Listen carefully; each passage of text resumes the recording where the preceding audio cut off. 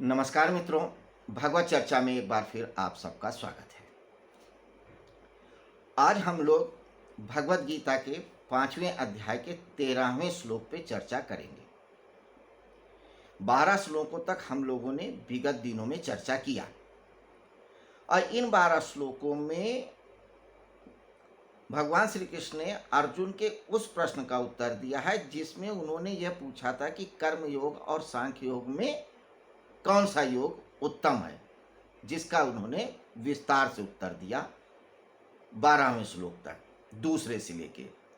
पहले उन्होंने कहा कि पहली बात तो ये कि दोनों ही योग एक ही जगह पहुंचते हैं, मंजिल एक ही है, रास्ते जुदा जुदा हैं, तो दोनों में तुलना नहीं हो सकती। लेकिन फिर भी अगर तुलना ही करना है तो कर्मयोग श्रेष्ठ है, क्योंकि वह सहज है, सरल है, उपलब्ध है, इसमें पात्रता की कोई बाध्यता नहीं है। छोटा हो, बड़ा हो, पढ़ा हो, लिखा हो, कैसा भी व्यक्ति हो, किसी गुरु की जरूरत नहीं, कोई विधि की जरूरत नहीं, कोई मंत्र की जरूरत नहीं, बस होश की बात है। सिर्फ यही ध्यान रखना कि कोई भी कर्म करे तो ये जानता रहे कि ये कर्म मैं नहीं कर रहा हूँ, प्रकृति कर रही है और प्रकृति के द्वारा हो रहा है। मैं तो सिर्फ दृष्टा हूँ, साक्षी हूँ, सिर्फ देख रहा हूँ, जानने वाला हूँ। यह कर्मयोग सिद्ध हो जाएगा और आप उस योग में स्थित हो जाओगे। सिर्फ इतनी ही सी शर्त है, सिर्फ इतनी सी ही बात है, सिर्फ इतनी सी ये विधि है, इसलिए श्रेष्ठ है। जबकि सांख्य योग में कोई मंत्र लेना होता है, गुरु को ढूंढना पड़ता है, ज्ञान लेना पड़ता है, जंगल में जाओ, तपस्या करो, कुंडली जा, तमाम बातें चर्चा कर चुके, इसलिए वो थोड़ा दुरूह है, कठिन है, इसलिए द्वयम कह सकते हो। तीसरा रास्ता इन्होंने एक ये भी बताया था 12वें श्लोक में, भक्ति योग का, जिस पे विस्तार से चर्चा होगी आगे। लेकिन अब इस प्रकरण को समाप्त करके अपनी बात यानी सांख्य योग को, जो मुख्य बात है, जो समझाना बात है, जो जनाना बात है, उसको फिर से बता रहे हैं भगवान श्री कृष्ण। सिर्फ इसलिए बता रहे हैं कि कोई तरीका छूटने ना पाए समझाने का। समझ रहे हैं कि अर्जुन सिर्फ वही सुन रहे हैं जो उनको सुनना है, क्योंकि व्यक्ति वही सुनता है सामान्यता श्रोता की, वक्ता की बात जो वो सुनना चाहता है। अपने पसंद की बातें, अपने सिद्धांत की बातें, अपने निर्णय की बातें। तो यहाँ पर भी यही हो रहा है। अगर अर्जुन सुन रहे होते ध्यान से, सुन रहे थे, लेकिन वो सेलेक्टिव थे, सिर्फ उन्हीं बातों को फिल्टर कर रहे थे जो उनके निर्णय के मुफीद थी, युद्ध ना करने की, इसलिए वो नहीं समझ पा रहे थे। अगर समग्र रूप से सुनते, बिल्कुल समर्पण के भाव से सुनते, तो शायद भगवत गीता दूसरे अध्याय पे खत्म हो गई होती। लेकिन अर्जुन अपनी ही तरीके से सुन रहे हैं, इसलिए भगवान श्री कृष्ण को बार बार उसी बात को बताना पड़ रहा है, तरह तरह से बताना पड़ता है, कई विधियों के द्वारा, कई दृष्टांतों के द्वारा, कई उदाहरणों के द्वारा, तो बहुत सारे तरीके से समझा रहे हैं। अब फिर एक बार समझा रहे हैं उनके प्रश्नों का उत्तर दे करके। तो क्या समझा रहे हैं, आइए पहले श्लोक को देखते हैं, फिर चर्चा करते हैं। तो श्लोक कहता है, सर्वकर्माणि मनसा संन्यस्यास्ते सुखम वसी नवदारे पुरे देहि नैव कुर्वन् कार्यन। जिसकी इंद्रियां और मन वश में है, सर्वकर्माणि मनसा संन्यस्यास्ते सुखम वसी, जिसके मन और इंद्रियां दोनों वश में है, कर्म योगी हो या सांख्य योगी हो या भक्त योगी, कोई भी। भक्त योग में तो फिर भी चलेगा, क्योंकि वो सब कुछ समर्पित कर देता है। लेकिन कर्म योगी और सांख्य योगी बनने के लिए शर्त है कि आपके मन और इंद्रियों पे कंट्रोल हो। मन कुछ और कह रहा है, इंद्रियां कुछ और चाह रही हैं, कई बार इंद्रियां कुछ और चाह कर रही होती हैं, मन कहीं और होता है, ये बैलेंसिंग नहीं होती है। या ये भी होता है कि जो मन कहता है सिर्फ इंद्रियां वही कर रही हैं, ये गलत होता है और यही बंधन का कारक होता है। क्योंकि मन तो बहुत कुछ चाहता है, मन की इच्छाएं अनंत हैं, अनंत अनंत इच्छाएं करता है, अनंत अनंत, जिसमें उसको सुख मिलता है, जिसमें उसको शांति मिलती है, जिसको आनंद मिलता है, जिससे इंद्रियां को एक आराम मिलता है, वही करना चाहता है और वहीं से बंधन शुरू होता है। तो इसलिए कहते हैं कि जिस व्यक्ति के मन और इंद्रियां दोनों पे कंट्रोल हो और सारे कार्य को करता हुआ भी वो जान रहा होता है कि मैं नहीं कर रहा हूं, तो संन्यास दिए, सब कर्मों का त्याग करके। कर्मों का त्याग करने का अर्थात है कि कर्तापन को हटा देना। कर्म तो करता है लेकिन कर्तापन हटा देता है, वही कर्मों का त्याग है, और वह सुखपूर्वक रहता है इस 9 द्वार वाले पुर में। पुर कहते हैं नगर को। तो नगर में जो रहता है, कौन रहता है? ईश यानी ईश्वर। तो इस शरीर को भी एक नगर के रूप में कल्पना किया है हमारे यहाँ के मनीषियों ने। है भी, हमारे शरीर में बहुत बहुत सारे जीव रहते हैं, विषाणु, बैक्टीरिया, ये भी जीव हैं। कुछ बैक्टीरिया आजकल बहुत प्रभावी हो रहे हैं, जीवन ही ले रहे हैं, तो बहुत सारे जीव भी रहते हैं। तो ये 9 द्वारों का हमारा एक पुर है जिसमें कि ईश्वर रहता है, कहीं बाहर नहीं रहता है। सिर्फ एक्सप्लेनेटरी शब्द है हमारे यहाँ के। पुरुष, वह नगर जिसमें ईश्वर रहता है। लेकिन हम लोग इस शरीर में ईश्वर को नहीं ढूंढते हैं। हम मंदिर में ढूंढते हैं, मस्जिद में ढूंढते हैं, गुरुद्वारे में ढूंढते हैं, हिमालय में ढूंढते हैं, जंगल में ढूंढते हैं। इस शरीर के अंदर नहीं ढूंढते हैं। इस पुरुष शब्द को ही अगर हम समझ लें तो हम सब कुछ समझ जाएं। सारे वेद, पुराण, शास्त्र सब सेल्फ एक्सप्लेनेटरी शब्द है पुरुष। पुर यानी नगर जिसमें ईश्वर रहता है। इस नगर में ही उस ईश्वर को ढूंढ लेना है।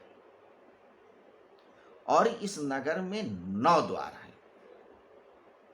दिक्कत यह है कि हमारा ईश्वर इन 9 द्वारों से, ईश्वर तो नहीं जाता है, हम बाहर चले जाते हैं, जानने वाला चला जाता है। इन्हीं छिद्रों को बंद करना है। खुली तो रखना है, दरवाजे खुले रखने, पर्दा लगे रहना है। तो हम इनसे अपने अज्ञान को बाहर जाने दें और ज्ञान को ही रुका रहने दें। तो 9 द्वार रूपी इस पुर में वह व्यक्ति सुख और आनंद से रहता है जिसका कर्तापन हो गया होता है, जिसका अपने मन और इंद्रियों पे पूरा कंट्रोल होता है। 9 द्वार कौन कौन से हैं? 7 हमारे इस गर्दन के ऊपर जो सिर का हिस्सा होता है इसमें है, और 2 नीचे के हिस्से में है। तो ऊपर जो है, गर्दन से ऊपर का हिस्सा ज्ञान खंड कहलाता है और नीचे का हिस्सा कर्म खंड कहलाता है। तो हम जीवन में सारा ज्ञान अर्जित करते हैं ऊपर के हिस्से यानी गर्दन के ऊपर सिर के हिस्से, और कर्म करते हैं नीचे के हिस्से। हाथ से दान देना, लेना, नौकरी करना, व्यापार करना, पैरों से चलना, उठना, बोलना, जनन और प्रजनन की भी क्रिया हम नीचे के अंगों से ही करते हैं। तो सारे कर्म नीचे से होते हैं, गर्दन के नीचे। तो 7 छिद्र होते हैं ऊपर ज्ञान खंड में। 2 आँख, 2 कान 4, 2 नाक में 6, 1 मुख 7। ये 7 छिद्र ऊपर हो गए। नीचे 2 मलमूत्र के लिए 2 छिद्र होते हैं, 9। तो इस 9 द्वार वाले पुर में ईश यानी ईश्वर या आत्मा निवास करती है, या सुखपूर्वक तब निवास करेगी जब मन और शरीर पे कंट्रोल हो जाए। मन यहाँ पे अंतःकरण का वाचक है। मन, बुद्धि, चित्त, अहंकार। मन की बात सिर्फ इसलिए कही गई है क्योंकि अंतःकरण और बहिकरण, हमने कल बात किया था कि 2 प्रकार के अंग हैं, अंतःकरण और बहिकरण। बाहर के अंग है आँख, नाक, कान, मुंह, पैर वगैरह। अंतःकरण मन, बुद्धि, चित्त, अहंकार। लेकिन इन चारों में मन और बुद्धि मुख्य है। बुद्धि का काम निर्णय होता है, निर्णय लेना। मन का काम होता है विचार करना। चित्त का काम होता है उसको स्टोर करना। अहंकार का मतलब जानना। तो ये जो मन तत्व है ये मुख्य है, ये ब्रिज है, ये पुल है। तो परासत्ता और अपरासत्ता जिसका योग है हमारा पूरा अस्तित्व, उसको जोड़ने वाला ये मन ही है। जो हमारा अंतःकरण जानता है उसको क्रियान्वयन कराता है कौन? मन। मन ही मनन करता है। जो हमारी इंद्रियां बाह्य करण ज्ञान अर्जित करते हैं, अनुभव करते हैं, उसको बुद्धि तक संप्रेषित करने का या ले जाने का कैरियर का काम भी मन ही करता है। तो मन ही पुल है।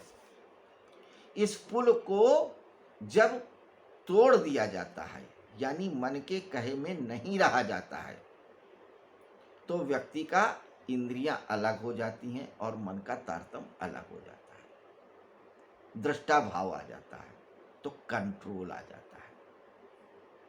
तो मन, इसीलिए तो मनसा संन्यस्यास्ते सुखम वसी। तो इंद्रियों और मन पे कंट्रोल करके जो व्यक्ति यह जानता है कि मैं कर्म नहीं कर रहा हूँ, सारे कर्म प्रकृति करवा रही है, क्योंकि हमारा यह भौतिक शरीर प्रकृति का ही प्रतिरूप है। जितना भी हमारा अंग है या जो सारा पसारा अनुभव सब प्रकृति ही है। तो प्रकृति और पुरुष दो ही तत्व हैं। तत्व एक ही है, अद्वैत चैतन्य, लेकिन वो दो रूप में भासता है, जड़ में भी और चैतन्य रूप में भी। जड़ यानी जो कुछ नहीं करता है, जो ठोस है, सॉलिड है। चैतन्य जो जानता है, ज्ञाता है। तो जो जानता है वही आत्मा है, वही परमात्मा है। और जड़ यानी कि प्रकृति है। तो प्रकृति ही जड़ की तरह से भासती है और चैतन्य की तरह भी हो जाती है, और चैतन्य ही जड़ हो जाता है। तो हम चैतन्य और जड़ का योग हैं, परा और अपरा सत्ता का योग है। जिस दिन हम ये जान जाते हैं कि यह प्रकृति ही है जिससे हमारा अस्तित्व दिख रहा है और इसको हम जानने वाले हैं, ये अलग है, ये अलग है, और हम दोनों का योग, जो इस बात को समझ जाता है वही योगी है, वही स्थित प्रज्ञ है, वही ज्ञानी है। तो जब आप करता हो नहीं हो, तब आप पापी भी नहीं हो। जब आप करता नहीं हो तो आप संशय में नहीं हो।